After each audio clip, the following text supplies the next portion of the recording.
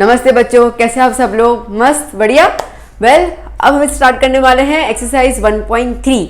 In the last session, ठीक है, हम लोगों ने कवर कर लिया था अबाउट द कॉन्सेप्ट, ठीक है, जिसके अंदर हमने देखा सबसेट क्या होता है, पावर सेट्स क्या होते हैं, सुपर सेट्स क्या होते हैं, ठीक है, वो सब हमने देख लिया था और प्लस हमने एग्जाम्पल्स कंप्लीट कर लिए थे। तो अब हम स्टार्ट करेंगे उन्हीं कॉन्सेप्ट्स को लेकर विद एक्सरसाइज 1.3 और मैं हूं आपके एजुकेटर सपना आडवाणी। आप देख रहे हैं आप ही का ही चैनल सपना की पाठशाला। Let's start. बच्चों, हम स्टार्ट कर रहे हैं क्वेश्चन नंबर 1 ऑफ एक्सरसाइज 1.3। मैंने क्वेश्चन बोर्ड पे लिख दिए हुए हैं, आपके पास टेक्स्ट बुक में भी होंगे, देख सकते हैं आप लोग। देखो क्या क्वेश्चन है। फर्स्ट क्वेश्चन क्या कह रहा है? Make correct statements by filling subset or not subset in the blank spaces. ठीक है, तो आपको एक डैश दिया हुआ है और दो सेट्स के बीच में हमें बताना है कि वो उसका सबसेट होगा या नहीं होगा। अब सबसेट का डेफिनेशन हमने कल के लेक्चर में देखा था, ठीक है, तो क्या था उसके अंदर बेटा कि सबसेट इसका मतलब कि कोई भी एक सेट है, उसके सारे के सारे मेंबर्स उसके दूसरे सेट में, ठीक है, कोई भी दूसरा सेट है उसमें अवेलेबल होंगे, उसको हम सबसेट कहेंगे। याद आ गया? ठीक है, the members, the elements of one set, all the elements of the one set are present in the elements of the another set, ठीक है, तो that is considered as a subset. चलो अभी यहाँ पे देखते हैं हम लोग। जैसे फर्स्ट क्वेश्चन क्या दिया हुआ है, फर्स्ट क्वेश्चन का सेट है 2, 3, 4। अब देखते हैं कि जो नेक्स्ट सेट है क्या उसमें वो सारे मौजूद है, ठीक है, तो 2, 3, 4, 2, 3, 4 तीनों अवेलेबल हैं, तो हम कहेंगे yes it is a subset. Okay, next question A B C, यहाँ पर बी सी है पर ए अवेलेबल नहीं है, एक बी एलिमेंट मिसिंग हो तो वो नॉट सबसेट कहलाएगा। डन। थर्ड देखते हैं हम लोग, x such that X is a student of the class 11th of your class. ठीक है, तो आपके क्लास का 11th क्लास का, ठीक है, एक्स कोई भी एक बच्चा है, तो वो क्या है, that x such that X is a student of your school. ठीक है, अब आप खुद सोचो, आपका ही स्कूल है, ठीक है, फॉर एग्जांपल मैं नाम ले लेती हूँ कि डीपीएस, ठीक है, डीपीएस स्कूल है, डीपीएस स्कूल में 11th स्टैंडर्ड है, 11th का एक बच्चा, तो वो जो 11th का एक बच्चा होगा, ठीक है, वो पूरे स्कूल का भी तो बच्चा होगा ना, सिर्फ 11th स्टैंडर्ड का तो नहीं होगा, वो पूरे स्कूल का बच्चा कहलाएगा। तो इसका मतलब ये है कि एक्स एक स्टूडेंट है, ठीक है, क्लास 11th का, आपके ही क्लास का एक बच्चा है, और वही, ठीक है, वही जो है स्टूडेंट ऑफ योर स्कूल, आप ही के स्कूल का, तो योर आया। ठीक है, बेसिकली यहाँ पे आप ही के ही क्लास और आप ही के ही स्कूल की बात हो रही है, इसका मतलब कि वो उसका हिस्सा है। ठीक है, तो दैट इज द सबसेट। समझ में आई ना बेटा? ठीक है, जैसे आप हो, ठीक है, जस्ट कंसिडर योर सेल्फ कि आप अभिमन्यु हो, ठीक है, तो अभिमन्यु जो है वो डीपीएस स्कूल के 11th क्लास के स्टैंडर्ड में पढ़ता है, तो अब आप वो 11th क्लास का हिस्सा भी हो, ठीक है, और आप बाहर जाओगे तो आप क्या बोलोगे कि मैं डीपीएस स्कूल में हूँ, इसका मतलब कि आप डीपीएस स्कूल का भी हिस्सा हो, तो वही सेम स्कूल और वही सेम क्लास का हिस्सा हो, इसके लिए सबसेट हो आप उसका। Now X such that X is a circle in the plane, ठीक है, एक प्लेन में सर्कल है, और X such that X is a circle in the same plane with the radius 1 unit. देखो यहाँ गड़बड़ आ गई। क्या बोल रहा है कि एक प्लेन है जिसमें सर्कल है, ठीक है, अब वो सर्कल छोटा, उससे ज़्यादा, ठीक है, उससे ज़्यादा, मतलब कोई भी, ठीक है, कोई भी रेडियस का सर्कल आ सकता है। यहाँ पे कहा गया है कि x such that x is a circle in the same plane, plane वही है but with the radius 1 unit. यहाँ पे कंडीशन दी हुई, कंडीशन क्या है कि 1 यूनिट रेडियस वाला ही सर्कल मौजूद है। अब देखो बेटा, अगर इसमें 1 रेडियस वाला है तो वो तो उसका हिस्सा हो जाएगा, बट अगर रेडियस 1 से ज़्यादा हो गए तो वो वहाँ पे मौजूद होंगे नहीं होंगे, क्योंकि उन्होंने कंडीशन दे दी कि एक ही यूनिट का, मतलब 1 सेंटीमीटर का, 1 मीटर का जो है वो उतना ही रेडियस का सर्कल है, तो इसके लिए कंडीशन के हिसाब से ये हो जाएगा नॉट सबसेट। क्लियर? ठीक है, इसको दोबारा समझ लो कि x is a circle in the plane, एक प्लेन है, जैसे ये बोर्ड है, ठीक है, मेरा प्लेन है, मैंने इसमें सर्कल बना दिए, मैं कुछ भी बना दूँ, 5 सेंटीमीटर का, 1 सेंटीमीटर का, 10 सेंटीमीटर का, ठीक है, 4 सेंटीमीटर का, मैंने सर्कल बना दिए बहुत सारे। अब उसके बाद वो कह रहा है कि दूसरा सेट आप ले लो, सेट बी, और उसके अंदर भी सर्कल ही है, ठीक है, अब उसके अंदर सर्कल जो है वो रेडियस 1 यूनिट है। इसका मतलब कि उसमें जितने भी सर्कल मौजूद होंगे, 10, 12, 15, वो सारे के सारे 1 सेंटीमीटर रेडियस के ही बने होंगे, जबकि मैंने इस वाले प्लेन में क्या किया, अलग अलग सेंटीमीटर के रेडियस ले लिए। तो इसके लिए 1 के अलावा जो रेडियस के सर्कल्स होंगे वो उसमें मौजूद नहीं है, दैट्स वाई ये not subset. Am I clear ना? क्लियर हो गया ये फंडा। Okay, now next, x such that x is a triangle in the plane. ठीक है, प्लेन में एक ट्रायंगल है, ठीक है, मान लिया। x such that x is a rectangle in the plane. अब ट्रायंगल आपको पता है 3 साइड होती हैं, ओके, ये शेप का होता है। रेक्टेंगल हमें पता है 4 साइड से मिलके बनता है, कुछ कॉमन है ही नहीं दोनों के अंदर, तो इसके लिए not subset. Okay, now x such that x is an equilateral triangle in the plane. ठीक है, x जो है वो इक्विलेटरल ट्रायंगल है। अब हमें पता है बेटा कि इक्विलेटरल का मतलब क्या होगा, all sides are equal and all the angles are equal. यहाँ पे दूसरे सेट की बात करते हैं, x such that x is a triangle in the same plane. अब सिर्फ ट्रायंगल बोला है, सिर्फ ट्रायंगल, तो इसका मतलब ये है कि वो इक्विलेटरल हो सकता है, ठीक है, वो आइसोसेलेस हो सकता है, वो स्केलिन हो सकता है, वो राइट एंगल ट्रायंगल हो सकता है, वो ऑब्ट्यूस ट्रायंगल हो सकता है, कुछ भी। तो इसका मतलब ये है कि इसमें सिर्फ और सिर्फ इक्विलेटर की बात कर रहे हैं। तो ये इक्विलेटर वाला वहाँ पे दिखा ना आपको, एक ही इक्विलेटरल है दिखा वहाँ पे, मतलब कि इसके जितने भी एलिमेंट्स हैं वहाँ पे मौजूद है, तो ये कहलाएगा सबसेट। डन। चलिए यहाँ पे बात करते हैं, x is N even natural number. ठीक है, अब x क्या है, इवन नेचुरल नंबर है। तो अगर मैं इसका सेट लिखूं तो कैसा हो जाएगा, 2 4 6 8 10। ठीक है, ऐसे होते जाएंगे। और ये क्या कह रहा है कि x is N integer. Okay, अब इंटीजर में क्या हो जाएगा, एक तो नेगेटिव हो जाएगा, फिर पॉजिटिव हो जाएगा। ठीक है, अब इस पूरी सीरीज के अंदर आप देख सकते हो 2 4 6 2 4 6, और अगर आगे चलता जाएगा तो सारे एलिमेंट्स मिल जाएंगे ना। ठीक है, इसका मतलब कि इसमें जितने भी एलिमेंट्स होंगे वो सारे के सारे आपको इस सेट में अवेलेबल दिख रहे हैं, तो ये भी क्या हो गया, सबसेट। क्लियर? आई होप आपको क्वेश्चन समझ में आ गए। ठीक है, इजी है काफ़ी, कुछ है नहीं इनके अंदर, बस यहाँ पे थोड़ा सा आपको स्टेटमेंट्स को समझने की ज़रूरत थी, रेस्ट इज़ ईजी। तो नोट डाउन कीजिए ये आंसर्स, फिर हम चलते हैं क्वेश्चन 2 की ओर। So let's start with the question number 2. Question number 2 क्या कह रहा है, examine whether the following statements are true और फॉल्स। ठीक है, तो हमें बताना है कि स्टेटमेंट्स दिए हुए वो सही है कि गलत है। चलिए देखते हैं फर्स्ट क्वेश्चन क्या दिया हुआ है। सेट में ए और बी दो एलिमेंट्स दिए हुए हैं, okay, A and B. Now कह रहा है नॉट सबसेट। चलो पहले हम देख लेते हैं। तो ए और बी, ठीक है, दोनों के दोनों मौजूद है दूसरे सेट में, हाँ है, तो ये क्या होना चाहिए, सबसेट। और इन लोगों ने क्या बोला, नॉट सबसेट, गवाह कहिए। ठीक है, तो आंसर क्या होना चाहिए, फॉल्स। क्यों? क्योंकि आंसर तो ट्रू है ना, ये एक्चुअली सबसेट है क्योंकि इसके दोनों एलिमेंट्स जो है वो हमें अनदर सेट में अवेलेबल दिख रहे हैं।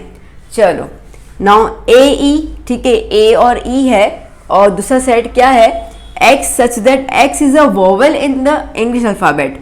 तो वोवेल तो अपने को पता है क्या होता है, ए ई आई ओ यू।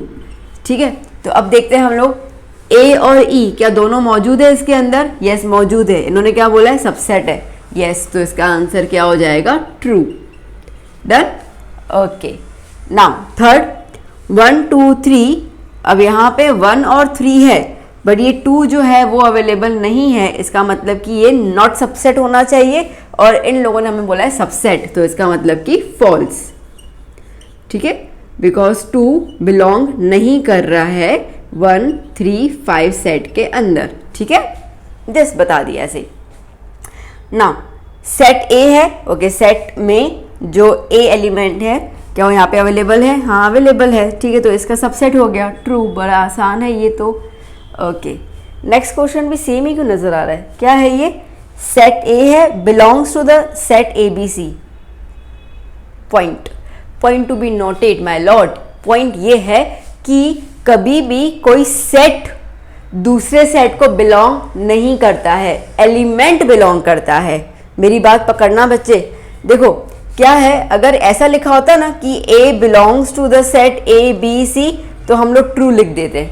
ठीक है, अब इसके आगे सेम क्वेश्चन यहाँ पे सबसेट लिखा हुआ है तो हमने ट्रू लिख दिया, तो इसका मतलब ये है कि बिलोंग्स टू जो वर्ड है वो एलिमेंट के लिए यूज किया जाता है, सबसेट एलिमेंट्स के लिए यूज किया जाता है, सेट्स के लिए नहीं। तो इसके लिए यहाँ पे इन्होंने सेट का बोला है कि सेट ए जो है वो इस सेट को बिलोंग करता है, that's why the answer is false. समझ गए, हो गया clear. Okay, now 6 question, x such that x is an even natural number less than 6.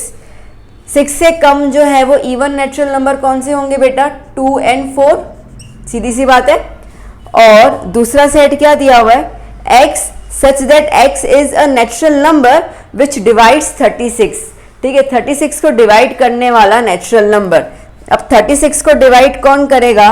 तो देखो 36 को डिवाइड करने वाला है 1 2 3 4 5 नहीं करेगा, 6 9 8 7 नहीं करेंगे, ओके, देन 10 नहीं, 11 नहीं, 12, ओके, उसके बाद 18 आ गया, देन 36 इटसेल्फ। आई थिंक इतना ही है, ठीक है। तो वेल अपने को जो मेन देखना है वो देखो कि इस वाले सेट में 2 और 4 एलिमेंट है, इस वाले सेट में 2 और 4 दोनों अवेलेबल है ना, इसका मतलब कि उसका सबसेट होगा, तो आंसर इज ट्रू, ठीक है। तो आंसर क्या हो गया? यस, ट्रू, ठीक है। आसान था, क्लियर हो गया बच्चा? चलो note it down and then will move to the question number 3। So बेटा जी क्वेश्चन नंबर 3 आपकी स्क्रीन पे आ चुका है। आइए देखते हैं हम लोग क्वेश्चन 3 क्या है। क्वेश्चन 3 कह रहा है कि let A is a set, ठीक है, जिसके अंदर एलिमेंट्स हैं 1 2 3 4 5, okay. Now which of the following statements are incorrect and why? तो इनमें से कौन सा स्टेटमेंट इनकरेक्ट होगा वो बताना है और क्यों है। तो ये स्टेटमेंट्स देखने से पहले बेटा हम लोग सेट ए जो है ना उसको थोड़ा सा समझ लेते हैं। तो सेट ए क्या कह रहा है? सेट ए के अंदर जो एलिमेंट्स है वो क्या है, क्या लिखे हुए हैं, जिससे लिखे पहले मैं वो लिख देती हूँ फिर आपको बताती हूँ, ठीक है। इस तरीके से अपने को सेट ए दिया हुआ है। तो अब अगर मैं इसमें एलिमेंट्स काउंट करूँ सेट ए के, तो देखो सेट ए में 1 एलिमेंट है, मतलब कि 1 जो है वो सेट ए का एलिमेंट है, बिलोंग्स टू आ गया, ठीक है। 2 जो है वो भी उसका एलिमेंट है। यहाँ पर 3 4 ये एक एलिमेंट कहलाएगा। 3 और 4 अलग अलग नहीं है, ठीक है। क्यों? क्योंकि वो एक कर्ली ब्रैकेट में दिया हुआ है। तो कर्ली ब्रैकेट में दिया है तो कर्ली ब्रैकेट एक एलिमेंट के तौर पे लिया जाएगा, समझ आया?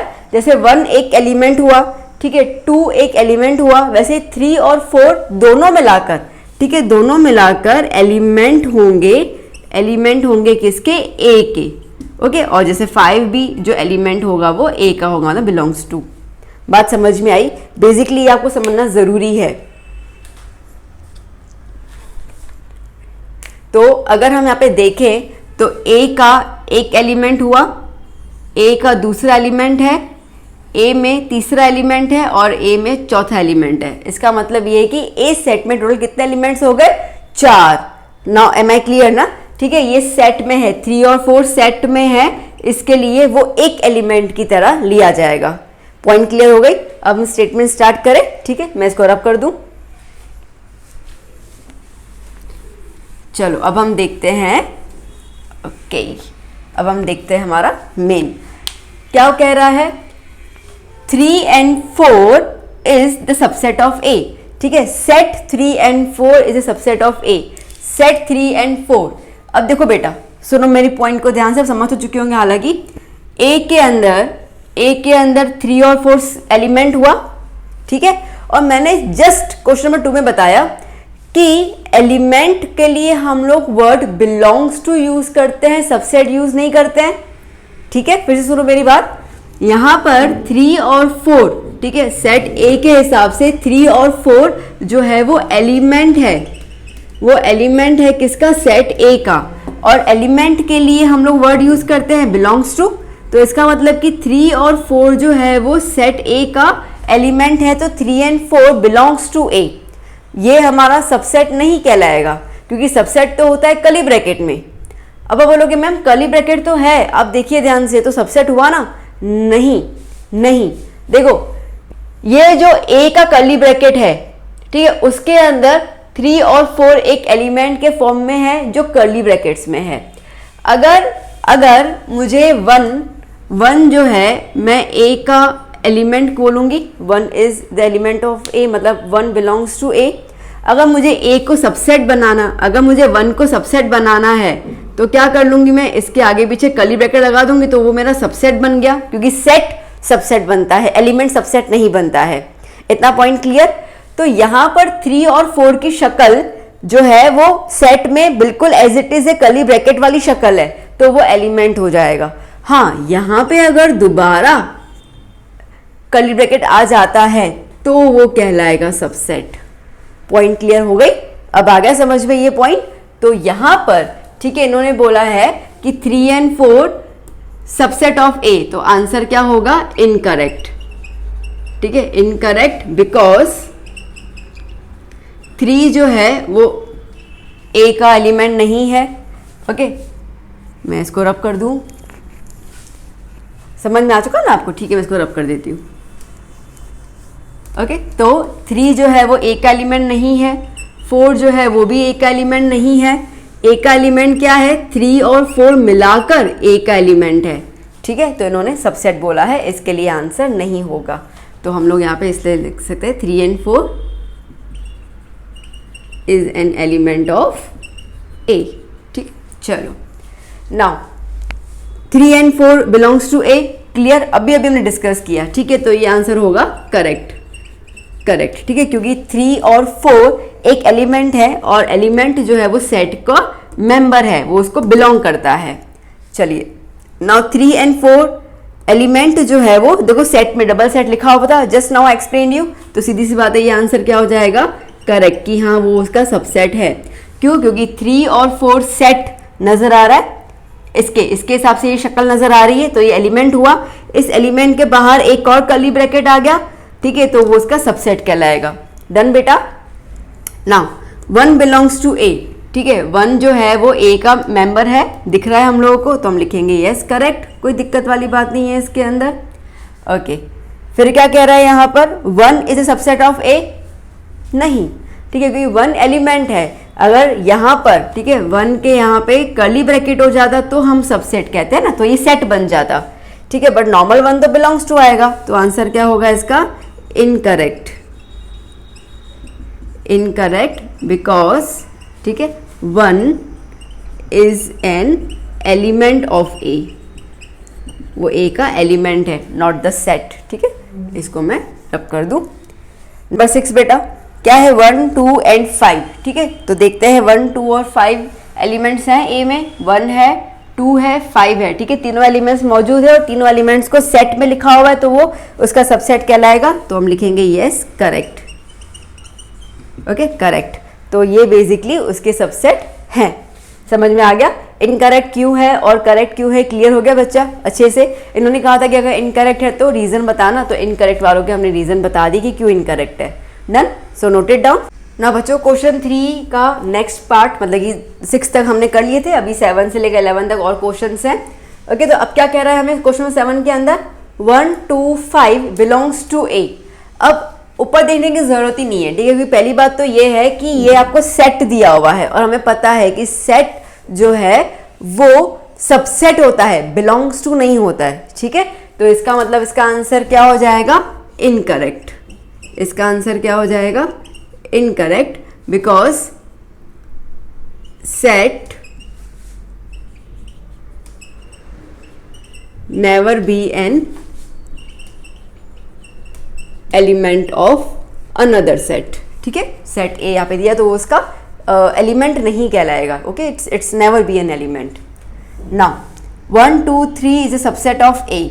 चेक करते हैं। 1 है, हाँ है, 2 है, हाँ है, 3 है बेटा। बट मैंने आपको स्टार्टिंग में जो क्वेश्चन 3 करवाया था, मैंने क्या बोला कि 3 और 4 इकट्ठे एक एलिमेंट है, 3 अलग से नहीं है। ठीक है, 3 और 4 एक इकट्ठा एलिमेंट है, तो इन्होंने सिर्फ ए दिया हुआ, आई मीन इन्होंने सिर्फ 3 दिया हुआ है, तो इसके लिए ये इनकरेक्ट हो जाएगा। ओके, यहाँ पे इनकरेक्ट हो जाएगा। तो हम क्या लिखेंगे यहाँ पर? 3 जो है वो बिलोंग नहीं कर रहा है ए को, 3 ए को बिलोंग नहीं कर रहा है। ठीक है, 3 और 4 ए को बिलोंग करते हैं, तो अब जब 3 ए को बिलोंग ही नहीं कर रहा है तो 3 सबसेट का होने का चांस ही नहीं है, तो इसके लिए 1, 2, 3 जो है वो नॉट सबसेट हो जाएगा। नेक्स्ट क्या है? 5। ठीक है, नल सेट आप बोल सकते हो बट सेट नहीं है ना, ये तो एक सिंबल है, तो ये सिंबल क्या हो गया? 5, ग्रीक लेटर है ये। ठीक है, तो 5 belongs to A.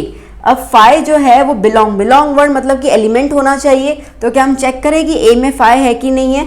Let's see, phi ए में नहीं है, ठीक है, नहीं है, तो इसका मतलब आंसर क्या हो जाएगा, इनकरेक्ट, ठीक है, इनकरेक्ट, बिकॉज, ठीक है, phi is not an element of set A, ठीक है, सेट ए का वो एलिमेंट है ही नहीं, तो बिलोंग्स टू कहाँ से आएगा।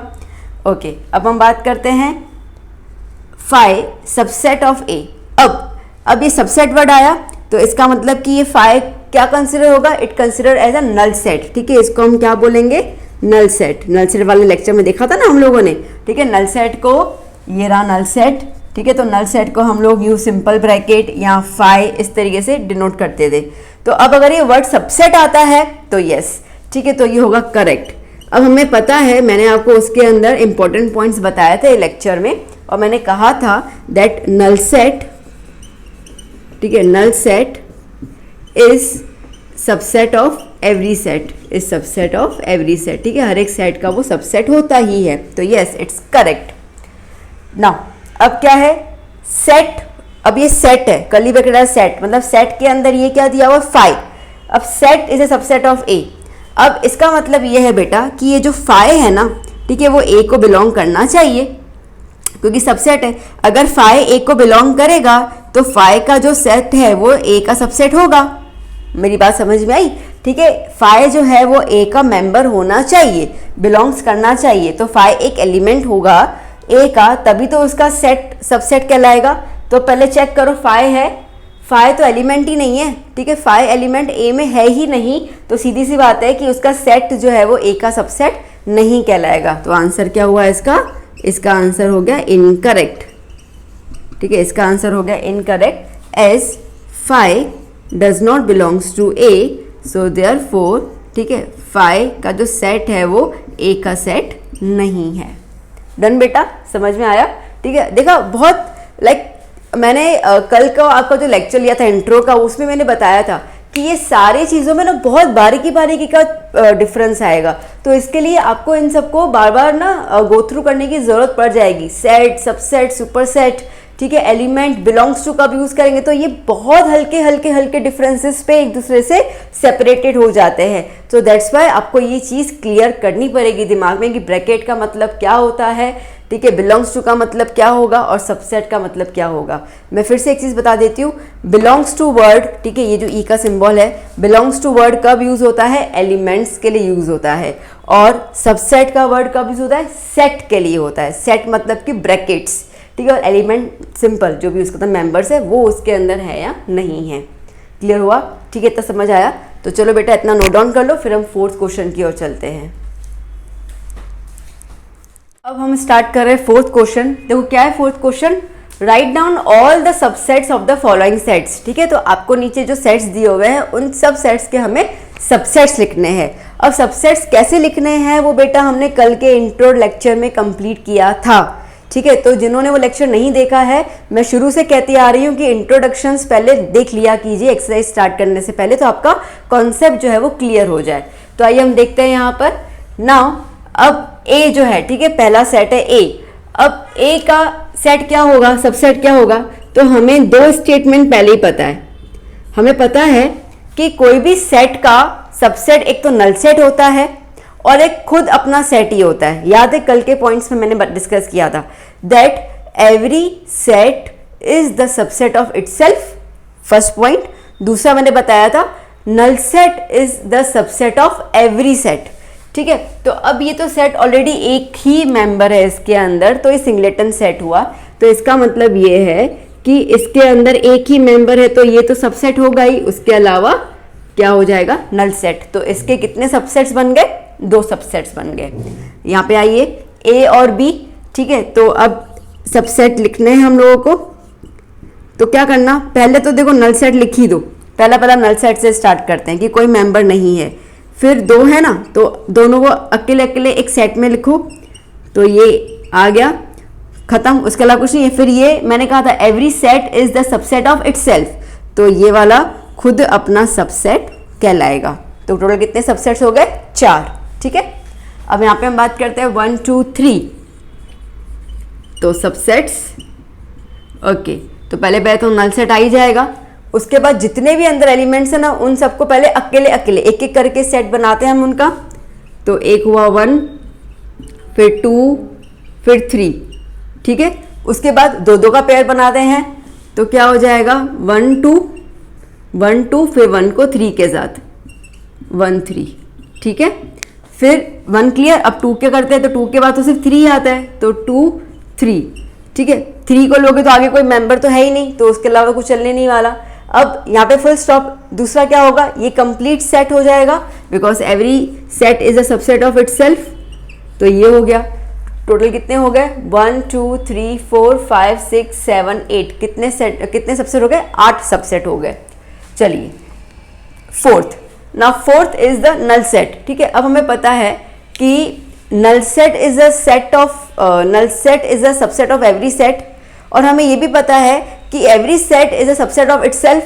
तो अभी इस सेट में आपको सिर्फ नल सेट ही है तो इसका सबसेट क्या होगा, सिर्फ नल सेट ही होगा ना, ठीक है। अगर हम इसको यूं कर्ली ब्रैकेट के थ्रू विजुअलाइज करें तो इसका मतलब इसमें कोई एलिमेंट है ही नहीं, तो कोई एलिमेंट नहीं है तो उसका कोई सेट तो हम बना नहीं पाएंगे। तो इसका मतलब कि एक खाली बॉक्स ही आएगा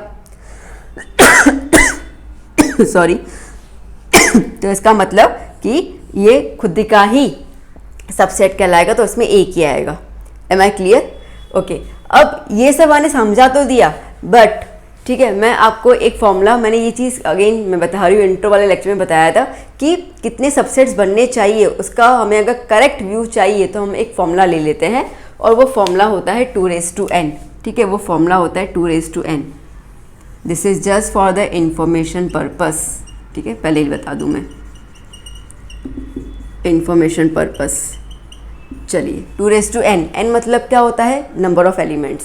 देखो बेटा अब इसके अंदर कितने एलिमेंट हैं 1, एक ही है, तो इस हिसाब से मैं यहीं पे करवाती जाती हूँ आपको। तो देखो जैसे कि 2n वाली फॉर्मूला मैं यहाँ पे अप्लाई करूँ तो 2n कितने एलिमेंट है 1, मतलब कितने मेंबर्स होने चाहिए, कितने सबसेट्स होने चाहिए, माफ़ कीजिएगा 2 आ गए, ठीक है। तो यहाँ से आप क्या अपने आंसर खुद ही इवेल्युएट कर सकते हो। 2, अब कितने एलिमेंट्स हैं अंदर, मेंबर्स कितने हैं 2, तो 2 कितना होना चाहिए 4, 1 2 3 4 आ गए, ठीक है ना। अब देखते हैं हम लोग 2 1 2 3 है, मतलब 3 कितने होने चाहिए 8, ठीक है। 2 का क्यूब 8, तो चेक कर लेते हैं 1 2 3 4 5 6 7 8, डन, करेक्ट हो गया। ओके अब इसके अंदर क्या है, कोई भी एलिमेंट है ही नहीं, ठीक है, कोई एलिमेंट है ही नहीं तो 0, तो एनीथिंग रेज़ टू 0 इज 1, तो कितना होना चाहिए सबसेट 1। समझ आया, ठीक है। तो इससे क्या होता है, इससे आप ना बिल्कुल निश्चिंत हो जाते हो कि आपने सही सबसेट्स बनाए हैं, ठीक है, और सारे सबसेट्स बनाए हैं। ये तो खैर बहुत छोटे छोटे नंबर थे, मैंने आप समझो कि अगर आपको यहाँ पे 1 2 3 4 5 दिया जाता तो बच्चे कई बार कंफ्यूज हो जाते हैं कैसे बनाना है, उनको पता होता है बट कोई नंबर छूट जाए तो इस बेटर कि अगर हमें ये फॉर्मूला दिमाग में हो तो क्या होगा ना कि हम एटलीस्ट चेक तो कर पाएंगे कि इसमें इतने सबसेट आने चाहिए और हमारे उतने आ रहे हैं कि नहीं आ रहे हैं। ओके तो हम लोग रिस्क फैक्टर से काफ़ी बच जाएंगे, ठीक है, हमारा रिस्क फैक्टर कम हो जाएगा मार्क्स कट होने का। So this is about the subsets. समझ आया अच्छे से, नोटेड डाउन। फिर हम चलते 5th क्वेश्चन की ओर। क्वेश्चन 5 बेटा क्या क्वेश्चन कह रहा है, how many elements has P of A। अब P मतलब कि मैंने बताया था पावर सेट, ठीक है, तो पावर सेट ऑफ A, तो उसके कितने एलिमेंट्स होंगे वो बताने हैं। If A contains null set 5, ठीक है, नल सेट। अब देखो बेटा यहाँ पर आपसे पूछा गया है कि पावर सेट में कितने एलिमेंट्स होंगे, पावर सेट में कितने एलिमेंट्स होंगे, ठीक है। तो उसका आपको एक सिंपल फॉर्मूला है, हालांकि अभी जो मैंने फॉर्मूला बताया वही है, ठीक है, वही है, थोड़ा सा उसमें चेंज है as per your text book, ठीक है। तो पावर सेट निकालने का हमारे पास फॉर्मूला होता है 2m, ठीक है, वेयर m क्या होंगे, m are the elements of set A, या कोई भी सेट के एलिमेंट्स होंगे, ठीक है। तो अब यहाँ पर एक में कितना एलिमेंट है ही नहीं ना, नल सेट है, ठीक है, उसके अंदर तो कोई मेंबर्स है ही नहीं, एलिमेंट है ही नहीं, तो उस हिसाब से पावर सेट ऑफ A का अगर फॉर्मूला लगाती हूँ 2m, ठीक है, तो यहाँ पे m क्या हो जाएगा 0, तो कितना हो जाएगा 1, इसका मतलब कि पावर सेट में कितने एलिमेंट्स है 1, तो आपका आंसर क्या हो जाएगा, so here power set has only one element, ठीक है, एक ही एलिमेंट है, दैट्स इट, ठीक है। पावर सेट हमने कल डिस्कस किया था हमारे इंट्रोडक्टरी लेक्चर के अंदर। तो कुछ अलग नहीं है, ठीक है। जो मैंने सबसेट्स कितने बनते हैं ना वो मैंने आपको बताया था ना, ठीक है। तो वही, ठीक है, फॉर्मूला वही है। मैंने वहाँ पे n ले लिया था, आप उसी जगह m भी ले ले तो कोई फ़र्क नहीं पड़ता। और वही फॉर्मूला हम लोग पावर सेट में भी यूज़ करते हैं, ठीक है। तो कोई दिक्कत वाली बात नहीं है, टेंशन मत लेना इसके अंदर। नाउ क्वेश्चन नंबर 6 क्या कह रहा है? Question number 6, which of the following as intervals, ठीक है। अब इनमें से कौन से इंटरवल्स हैं? अब देखो बेटा, हम लोगों ने कल डिस्कस किया था open interval and the close interval, ठीक है। मैंने बताया था आपको कि ओपन इंटरवल ओ मतलब कैसे ब्रैकेट होना चाहिए? सर्कुलर, क्योंकि वो ओ की तरह रिजेंबल करता है। और क्लोज्ड ब्रैकेट, क्लोज इंटरवल के लिए क्या यूज़ करना पड़ेगा? Closed box bracket. इतना क्लियर था। और फिर मैंने आपको कल एक और चीज़ बताई थी, ठीक है। बहुत छोटा सा हिंट दे रही हूँ। कभी भी कोई इंटरवल आपको दिया जाता है सेट बिल्डर फॉर्म जैसे आपको अभी दिया हुआ है, मैं बता रही हूँ, ठीक है। उसके अंदर जो एंड पॉइंट्स हैं, ठीक है, एंड पॉइंट्स हैं, वो अगर इंक्लूड नहीं है, नॉट इंक्लूडेड, ठीक है, तो उसको हम ओपन लिखेंगे। और अगर इंक्लूडेड है कोई भी साइट तो उसको हम लोग क्लोज्ड में लिखेंगे। ये हमने कल अच्छे डिस्कस किया था। चलो अभी इसी चीज़ को हम यहाँ पे कैरी ऑन करते हैं। क्या है? x such that x belongs to r, कोई भी रियल नंबर है वो, ठीक है। अब क्या कंडीशन है? कंडीशन ऐसी है कि -4 okay less than x is less than equal to 6। इसका मतलब ये है कि x जो है वो -4 से ग्रेटर है पर 6 से लेस से और इक्वल टू है, ओके। तो अब इसका मतलब ये है, देखो बेटा, बहुत छोटी चीज़ बता रही हूँ मगर बहुत काम की है। यहाँ पे ये वाली डंडी जो है ना, यूं वाली, ये वाली, इसको इक्वल टू बोलते हैं, ठीक है। इक्वल टू मतलब कि इसका इंक्लूड होना, और अगर ये नहीं है इसका मतलब कि इंक्लूड नहीं होना। Done, clear. यहाँ पे डंडी नज़र आ रही है? नहीं नज़र आ रही है, मतलब कि इंक्लूड नहीं है। इंक्लूड नहीं है तो नॉट इंक्लूड में अपन क्या लगाते हैं? Open bracket. तो इसका मतलब कि इस साइड कौन सा ब्रैकेट हो जाएगा? ओपन। क्या नंबर है? -4। फिर क्या नंबर है? 6। अब 6 के यहाँ पे इक्वल टू की साइन है तो क्या हो गया? Close bracket. फटाफट करने का मैंने तरीका बताया। देखो, आपको नंबर्स तो वही लिखने होंगे जो आपको रेंज दी होगी, ठीक है। तो नंबर्स तो वही आएंगे। आपको इतना देखना है कि ओपन ब्रैकेट कब लगाना है, क्लोज ब्रैकेट कहाँ लगाना है, किस साइड लगाना है, वो भी आपको देखना पड़ेगा। तो बहुत सिंपल सी मैंने ट्रिक बताई, वो ये है कि अगर आपको नीचे इक्वल टू वाली साइन नज़र आती है, जहाँ पे इक्वल टू की साइन नज़र आए वो क्लोज ब्रैकेट, और जहाँ पे नज़र नहीं आए वो ओपन ब्रैकेट, क्योंकि इक्वल टू की साइन ये इंडिकेट करती है कि वो नंबर इंक्लूडेड है, और इंक्लूडेड के लिए हम क्लोज ब्रैकेट लगाते हैं और नॉट इंक्लूडेड के लिए हम ओपन ब्रैकेट लगाते हैं। तो अभी हर बार आप स्टेटमेंट सोचने थोड़ी बैठोगे कि अरे हाँ नहीं, यहाँ पे एक्स में ये इंक्लूड करना है, वो नहीं करना, ना, सीधा फटाफट काम। क्या फटाफट है? चलो अभी शुरू करते हैं हम लोग। यहाँ पे कहीं पे भी आपको नीचे इक्वल टू की साइन नज़र आ रही है? नहीं आ रही, इसका मतलब क्या हो गया? Open bracket. ओपन ब्रैकेट आ गया, इसका मतलब कि -12, -10, दैट्स इट, काम खत्म। यहाँ पे आप देखो क्या हो रहा है, इक्वल टू की साइन है, तो अगर यहाँ पे इक्वल टू की साइन है तो ये हो गया क्लोज ब्रैकेट। फिर आता है 7, यहाँ पे है इक्वल टू की साइन, नहीं है तो ओपन ब्रैकेट, दैट्स इट, ठीक है। यहाँ पे देख लो, आप क्वेश्चन रीड करने की भी जरूरत नहीं है, बहुत फटाफट करवा रही हूँ मैं और बहुत सही करवा रही हूँ। यहाँ पे दोनों तरफ इक्वल टू की साइन है, दोनों तरफ इक्वल टू की साइन है, मतलब कि ये हो गया क्लोज ब्रैकेट। तो अंदर साइज लिख दो, एलिमेंट्स लिख दो 3,4, दैट्स इट।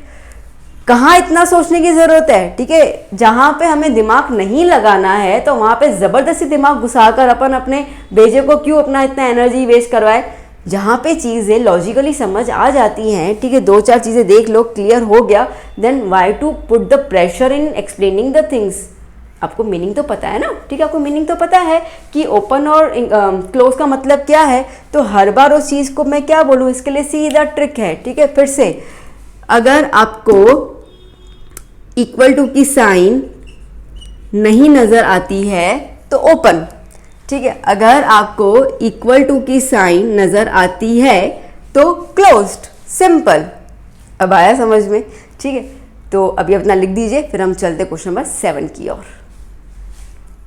ना बेटा, क्वेश्चन नंबर 7 क्या कह रहे हैं? Question number 7, right the following intervals in the set builder form. ठीक है, अभी हमने क्वेश्चन नंबर 6 किया था, उसके अंदर आपको सेट बिल्डर फॉर्म दिया था और हमने उसको रोस्टर फॉर्म में कन्वर्ट किया था। अब आपको रोस्टर फॉर्म दिया हुआ है और आपको सेट बिल्डर फॉर्म में कन्वर्ट करना है। इंटरवल्स का कॉन्सेप्ट वही है, ठीक है, कोई चेंज नहीं है। मैं दोबारा समझा दे रही हूं आपको। ओपन इंटरवल के लिए आप यूज करेंगे राउंड सर्कुलर ब्रैकेट, ठीक है। क्लोज्ड इंटरवल के लिए आप यूज करेंगे बॉक्स ब्रैकेट्स। इतना तो क्लियर, इतना पॉइंट क्लियर, ठीक है। कैसे पहचानेंगे ओपन इंटरवल है या नहीं है? तो सिंपल इक्वल टू साइन, ठीक है, इक्वल टू की साइन नहीं होगी तो इसका मतलब कि ओपन ब्रैकेट है, या तो फिर वाइसा वर्सा, अगर ओपन ब्रैकेट है इसका मतलब इक्वल टू की साइन नहीं लगानी है, क्योंकि हम लोग सेट बिल्डर फॉर्म में कन्वर्ट करना है ना। तो आप इस तरीके सोच के रखो कि अगर ओपन वाला ब्रैकेट है इसका मतलब इक्वल टू की साइन नहीं लगानी है, और अगर क्लोज्ड इंटरवल का है इसका मतलब कि इक्वल टू की साइन वो रेंज में, जो हम रेंज लिखते हैं ना ऐसे करके हम लोग रेंज लिखते हैं ना बेटा, ठीक है। तो इक्वल टू की साइन नहीं लगानी है फॉर द ओपन ब्रैकेट्स और इक्वल टू की साइन लगानी है फॉर द क्लोज्ड ब्रैकेट्स, इसका मतलब कि बॉक्स ब्रैकेट। बहुत इतना सही करना और कुछ नहीं करना। शुरू करें, पॉइंट्स क्लियर हो गई, दोबारा समझाऊं। देखो, क्लोज्ड इंटरवल में आपको क्या नजर आएगा, ओपन इंटरवल में आपको क्या नजर आएगा? ओपन इंटरवल आपको नजर आएगा राउंड ब्रैकेट, ठीक है। तो अब अगर इस राउंड ब्रैकेट को ध्यान में रखकर हमें सेट बिल्डर फॉर्म बनाना है तो हमें क्या ध्यान रखना पड़ेगा? हमें ये ध्यान रखना है कि जो हम इंटरवल, ठीक है, बनाएंगे, जो हम लोग रेंज बनाएंगे एक्स की, उसके अंदर इक्वल टू की साइन नहीं जानी चाहिए। और जब आपके पास क्लोज्ड इंटरवल हो, मतलब बॉक्स ब्रैकेट हो, तो उस रेंज में हमें इक्वल टू की साइन लगानी है। इतना ही ध्यान देना है, बाकी कुछ आपको दिमाग में और कुछ भेजा खराब नहीं करना है, ठीक है। हमें कोई भेजा फ्राई करने की इच्छा नहीं है। अभी हम चलते हैं हमारे क्वेश्चन की ओर। आ जाओ, क्वेश्चन नंबर 7 क्या कह रहा है? फर्स्ट क्वेश्चन -3, 0, ठीक है। कैसे ब्रैकेट्स हैं? राउंड, ठीक है, सर्कुलर ब्रैकेट्स, मतलब कैसा इंटरवल हो गया? Open interval. ओके, तो अब अगर मुझे सेट बिल्डर फॉर्म बनाना है तो देखो, सेट बिल्डर फॉर्म मतलब सेट बनाना है, ठीक है। सेट बिल्डर मतलब सेट बनाना है, तो सेट बनाने के लिए आई नीड कर्ली ब्रैकेट, तो कर्ली ब्रैकेट लिख दिया। अब उसके अंदर हमें एक एलिमेंट लेना है, मेंबर लेना है, तो हम एक्स, ज़्यादातर एक्स ही लेते हैं, इसके मैं वो ही ले रही हूँ, ठीक है। एक्स हम लगाते हैं यहाँ पे कॉलम्स, तो ये क्या हो जाता है हमारा? सच दैट, ठीक है, सच दैट क्या हो जाएगा? x। अब ये x जनरली बिलोंग करता है रियल नंबर्स को, ठीक है। तो इतना तो हमारा क्लियर है, क्योंकि क्वेश्चन नंबर 6 में इसी तरीके का क्वेश्चन था, ध्यान है ना। तो x such that x belongs to r। अब रियल नंबर्स तो बहुत सारे होते हैं, तो क्या रेंज लेनी है? इन्होंने बोला है कि -3 से 0। अब आपको कुछ नहीं सोचना है, सीधा आपको पहले तो इतना लिख दो, इतना तो लिख ही देना है। अब आप देखो ब्रैकेट्स कौन से हैं? ओपन है, ओपन में इक्वल टू की साइन लगानी है, नहीं लगानी है? That's it, answer clear. हमें कोई इक्वल टू की साइन नहीं लगानी नीचे, दैट्स इट। चलो क्वेश्चन नंबर 2 की ओर चलते हैं। x such that x belongs to r, क्या रेंज दी हुई है? 6 और 12, आई मीन 6 और 12, तो पहले 6 आएगा, less than x, less than 12, इतना लिख दिया। चलो ब्रैकेट्स देखो कौन से हैं? क्लोज है, क्लोज के लिए हमें इक्वल टू की साइन लगानी होती है, तो आप लगा दो नीचे इक्वल टू की साइन। मजा आ रहा है करने में, ठीक है। अब आते हैं नेक्स्ट इंटरवल की ओर, तो पहले सेट फॉर्म कर लो, सेट बिलोंग्स टू आर, ठीक है। रेंज देख लो क्या है? 6 to 12 सेम रेंज है, 6 less than x, less than 12, ठीक है। अब देखते हैं हमें ब्रैकेट्स के हिसाब से क्या करना है। तो 6 के यहाँ पे ओपन ब्रैकेट है, ओपन ब्रैकेट मतलब कि इक्वल टू की साइन नहीं लगानी है, पर 12 के यहाँ पे क्लोज ब्रैकेट है, मतलब इक्वल टू की साइन लगानी है, तो 12 के यहाँ पे इक्वल टू की साइन लगानी है, बट 6 के वहाँ पे नहीं लगानी, दैट्स इट। चलो now simple same x belongs to r, ठीक है। क्या है? -23 की रेंज से है 5 की रेंज तक, ओके। चलो तो अब -23 के आगे क्या है बेटा?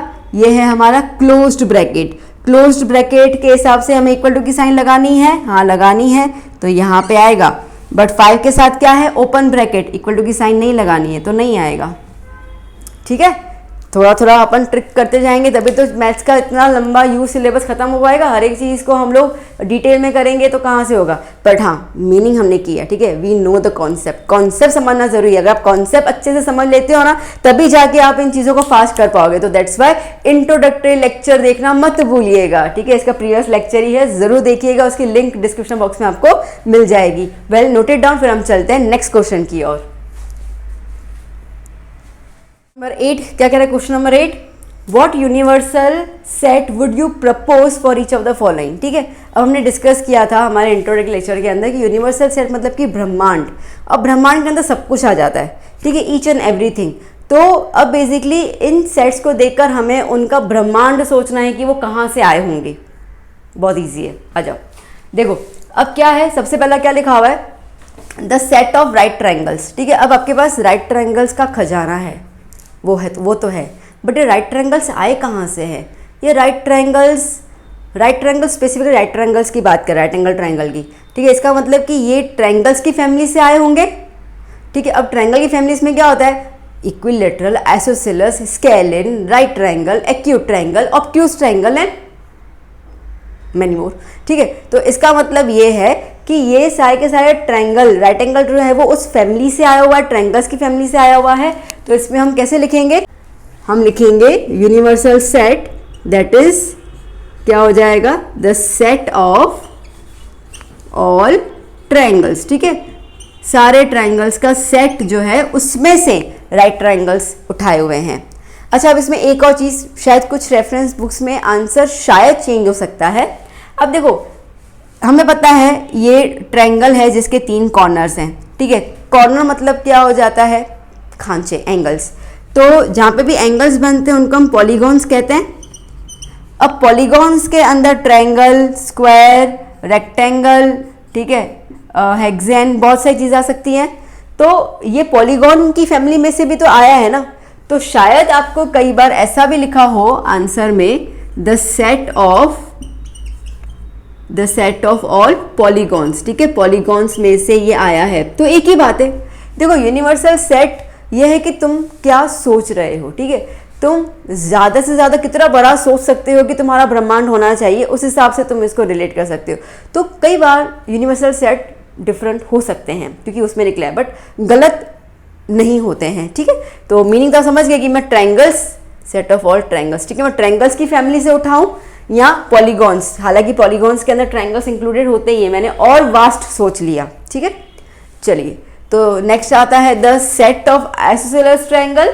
आई थिंक सेम आंसर होगा। ठीक है, बिल्कुल, क्योंकि आइसोसेलेस, आप राइट एंगल लो, आइसोसेलेस लो, एक ही बात है क्योंकि वो ट्रायंगल की फैमिली से ही आया हुआ है। तो the universal set is nothing but the set of all triangles. ठीक है, अगेन इसका आंसर भी दूसरा वही सेम आ सकता है, the set of all polygons.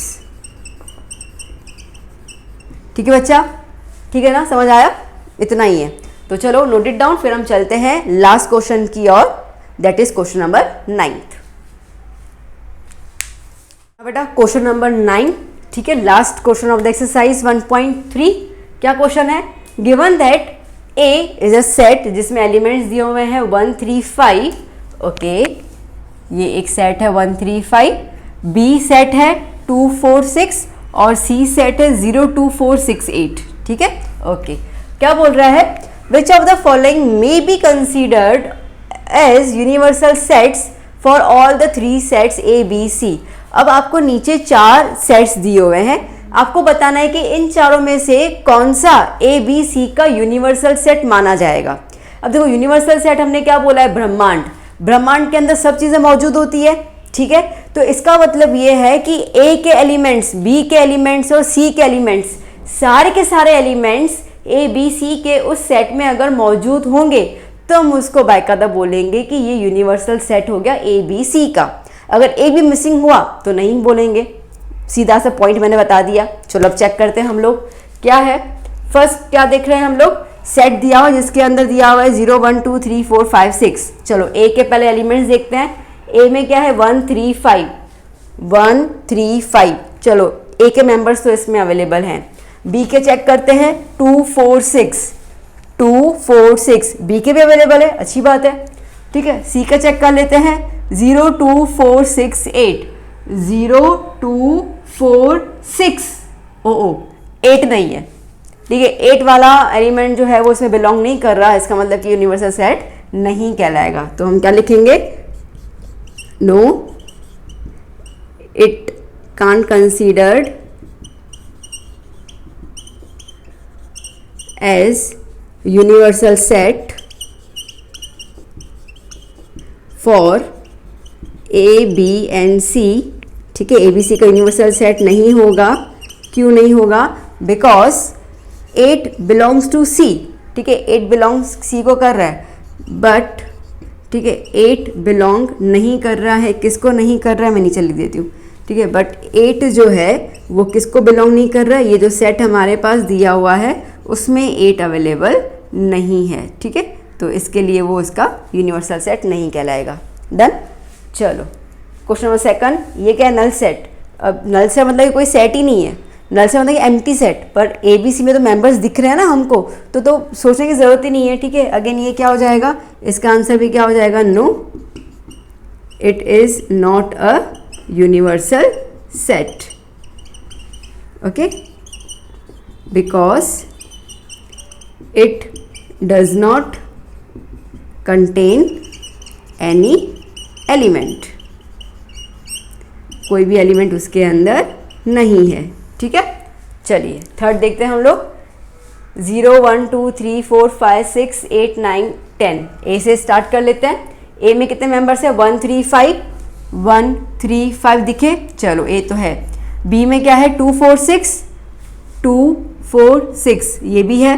सी में क्या है? 0 2 4 6 8, 0 2 4 6 8, ओहो, इसके अंदर तो सारे मेंबर्स आ गए, इसका मतलब कि यूनिवर्सल सेट है, ठीक है। तो हम क्या लिखेंगे? Yes, it is considered as universal set because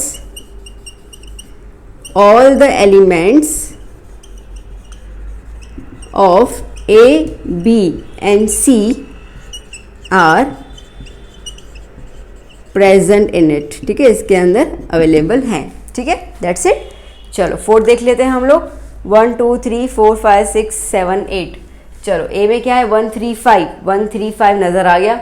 B में क्या है? 2 4 6, 2 4 6 नज़र आ गया, ठीक है। सी में क्या है? 0 2 4 6 8, 0 नहीं है, ठीक है। तो इसका मतलब कि ये स्टेटमेंट सेम फर्स्ट की तरह यहाँ पे आएगा, 8 की जगह हम लिखेंगे 0, ठीक है। तो सेम आप स्टेटमेंट लिख सकते हैं यहाँ पर, तो क्या हो जाएगा? No, it is not considered as a universal set,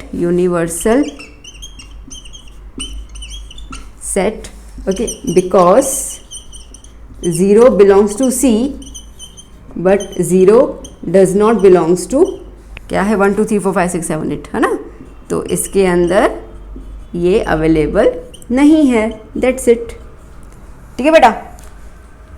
बस क्या था, इतना इजी ना। अब चैप्टर 1 इजी लग रहा है ना, बहुत सारे बच्चे बताने कि उस चैप्टर को हवा मान के चलते हैं, कुछ नहीं है, अभी तो चैप्टर 1 है, अभी आगे हवा मानने वाले चैप्टर बहुत सारे आने वाले हैं, ठीक है। तो चलिए पहले इसको नोट डाउन कीजिए, फिर हम बात करते हैं। तो बच्चा कैसा लगा आज का सेशन? ठीक है, 1.3 हमने अच्छे से कवर अप कर लिया। मैं दोबारा बोलूँगी, 1.3 स्टार्ट करने से पहले जो बच्चों ने अभी मेरा चैनल देखा होगा तो पहले प्रीवियस लेक्चर देख लीजिए, उसका इंट्रोडक्शन समझ लीजिए अच्छे से, तो ये क्वेश्चन आपको समझ में बहुत जल्दी आ जाएंगे, ठीक है।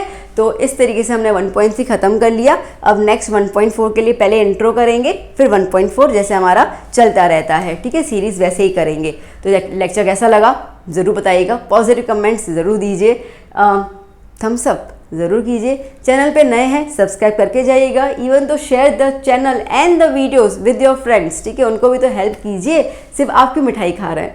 वेल, तो हम मिलते हैं हमारे नेक्स्ट सेक्शन में, तब तक do study, work hard, see you in the next section, bye bye, take care.